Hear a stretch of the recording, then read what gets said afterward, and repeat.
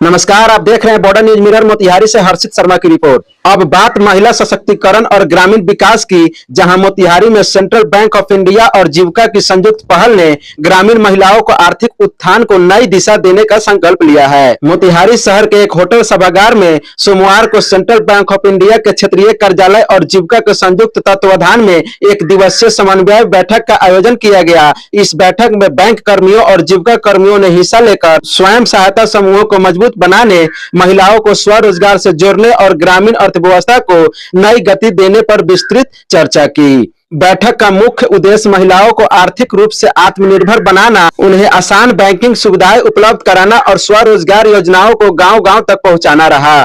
कार्यक्रम के दौरान वित्तीय समावेशन, ऋण वितरण प्रक्रिया, डिजिटल बैंकिंग, बचत की आदत और सरकारी योजनाओं के लाभ को अंतिम व्यक्ति तक पहुंचाने पर विशेष जोर दिया गया। सेंट्रल बैंक ऑफ इंडिया के क्षेत्रीय प्रमुख विवेक कुमार पांडे ने कहा कि स्वयं सहायता समूह आज ग्रामीण विकास की मजबूत आधारशिला बन चुके हैं और महिलाओं को आत्मनिर्भर बनाने में जीविका की भूमिका बेहद सराहनीय है। उन्होंने भरोसा दिलाया कि पात्र समूहों को समय पर ऋण उपलब्ध कराने और बैंकिंग प्रक्रियाओं को सरल बनाने के लिए बैंक प्राथमिकता के आधार पर कार्य करेगा।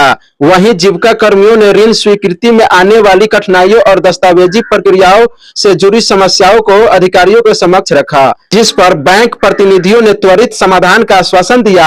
अधिकारियों ने कहा कि बैंक और जीविका के बेहतर समन्वय में ग्रामीण महिलाओं को रोजगार के नए अवसर मिलेंगे और छोटे उद्यानों को बढ़ावा मिलेगा। बैठक के अंत में सभी अधिकारियों और कर्मियों ने महिलाओं को आत्मनिर्भर बनाने, ग्रामीण क्षेत्रों में रोजगार सृजन बढ़ाने और बैंक जीविका समन्वय को और मजबूत करने का संकल्प लिया।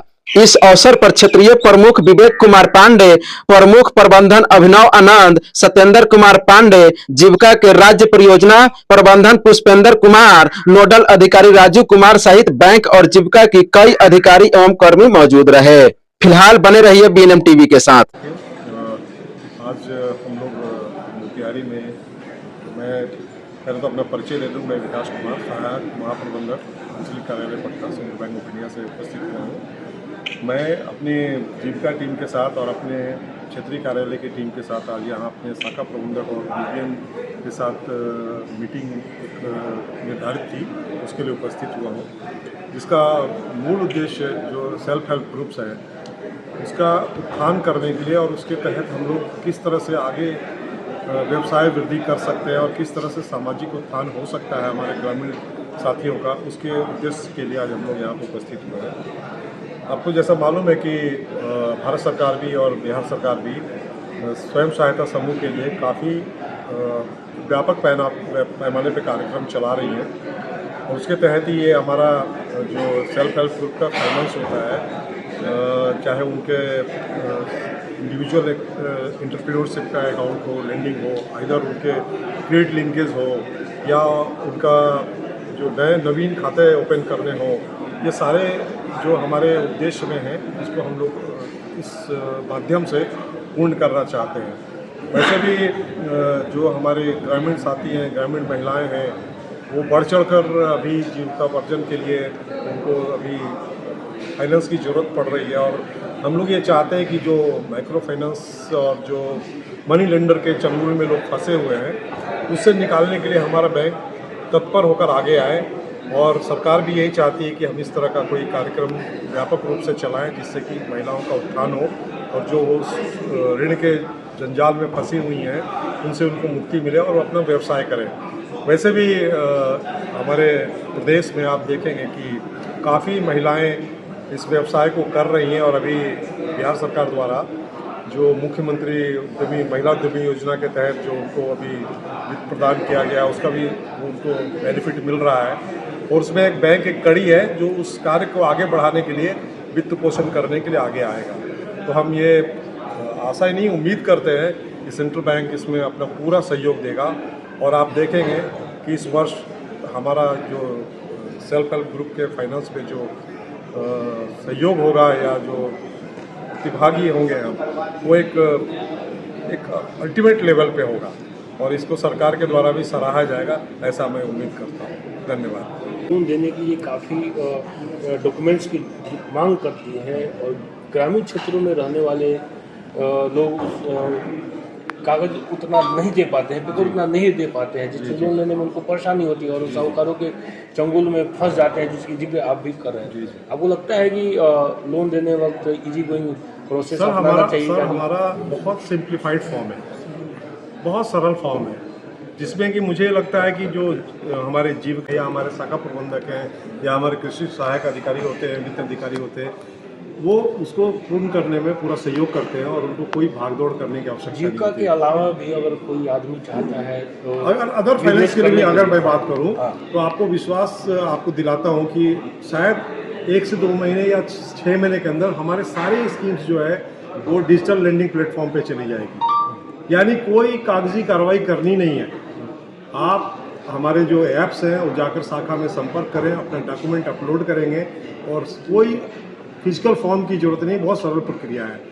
With in the day, within the week, जैसा भी उनके पास पेपर की उपलब्धता होती है, हमारा फाइनेंस उनके अकाउंट में उनके क्रेडिट हो जाता है अमाउंट। तो ऐसा कोई बहुत सिंप्लीफाइड कर दिया गया बैंकों की तरफ। अब वो समय नहीं रहा कि लोगों को काफ़ी दौड़ाया जा रहा हो या उनसे बहुत सारा कागजात मांगा जा रहा हो, इसकी आवश्यकता अब आज की तारीख में नहीं है। और बहुत सारी स्कीम्स हैं जो गवर्नमेंट चला रही है, जैसे आप मुद्रा देख लें या स्वनिधि देख लें या विश्वकर्मा योजना देख लें, उसमें हम लोग सारा लोन डिजिटल प्लेटफॉर्म के थ्रू कर रहे हैं, जिसमें कोई ज़रूरत नहीं है फिजिकल फॉर्म में एप्लीकेशन देने की। आज यहाँ जो कार्यक्रम हो रहा है उसके बारे में बताएं। सेंट्रल बैंक ऑफ इंडिया और जीविका दोनों एसएचजी को लेकर काफ़ी ज़्यादा कमिटेड हैं और एसएचजी में ग्रोथ चाहते हैं। पिछले 15 सालों में सेंट्रल बैंक ऑफ इंडिया ने जीविका द्वारा प्रायोजित एसएचजी को आगे बढ़ाने में मदद किया है। इस साल सेंट्रल बैंक ऑफ इंडिया का लक्ष्य भी 1000 करोड़ रुपए का वो लोग और ग्रोथ चाहते हैं। और हाँ, जीविका का मुख्य उद्देश्य है कि हर एक जो एसएचजी की मेंबर है उसको आजीविका के लिए लोन मिले।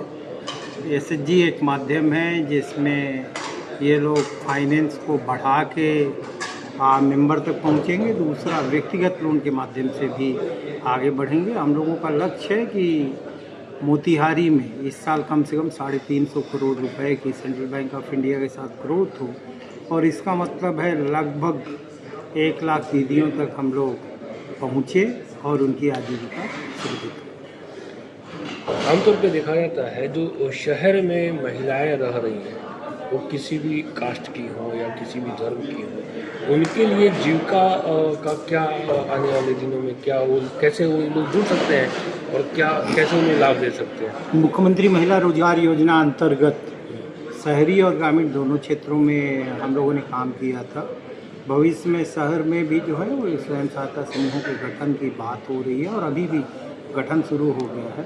तो वो समय भी आएगा जहाँ पे शहर में भी जो महिलाएं हैं जो स्वयं सहायता समूह से जुड़ के अपने को आगे बढ़ाना चाहती हैं, लोन लेना चाहती हैं, प्रशिक्षण प्राप्त करना चाहती हैं, तो उनको भी जीविका के माध्यम से मदद की जाए। जीविका से जुड़ने के लिए क्या किसी कास्ट विशेष का होना ज़रूरी है या किसी भी जाति के लोग इससे जुड़ सकते हैं? जीविका तो आप ये समझ सकते हैं कि लगभग 1 करोड़ 85 लाख मेंबर है स्वयं सहायता समूह में।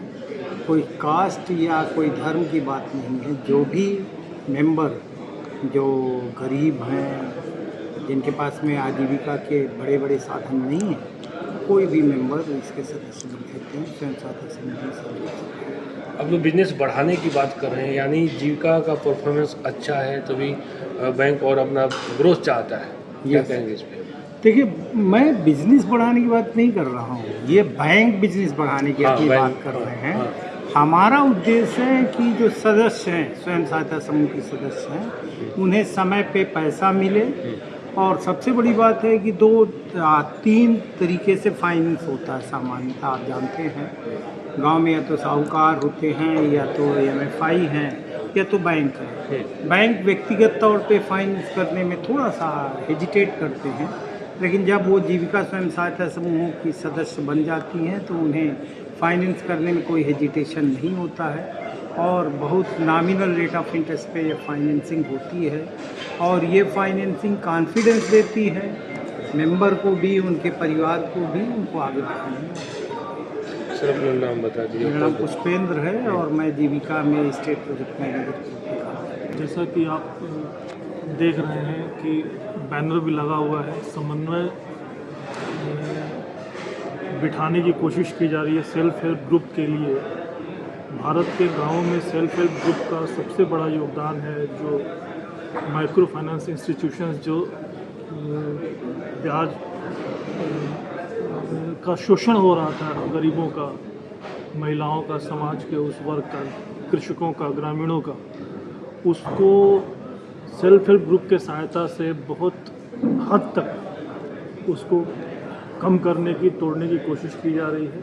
सेल्फ हेल्प ग्रुप को, स्वयं सहायता समूह को बहुत अधिक व्यापक पैमाने पर गांव में उसका विस्तार हो, नए समूह बने, नए समूहों को प्रॉपर फाइनेंसिंग हो, उनको third dose, second dose, fourth dose linkage सारे मिले, नए स्वयं सहायता समूह बने, उनके बचत खाते खोले जाएं, यानी कि उनको स्वावलंबी बनाने के लिए, गांव की महिलाओं को स्वावलंबी बनाने के लिए स्वयं सहायता समूह के कंसेप्ट पे जो काम हो रहा है, उसमें इस साल की जो, इस वित्तीय वर्ष की जो योजना है वो महत्वाकांक्षी योजना है। हमें लगभग 500 करोड़ का फाइनेंस करना है। उसके लिए अभी हम 6 जून को हमारे वरिष्ठ अधिकारी आ रहे हैं पटना जोन के भ्रमण पे। हमें लक्ष्य दिया गया है कि लगभग 100 से 150 करोड़ का सेल्फ हेल्प ग्रुप का फाइनेंस 6 जून के पहले करना है। इसके बाद भी वित्तीय वर्ष में हमें लगभग 400 से 500 करोड़ का फाइनेंस करना है।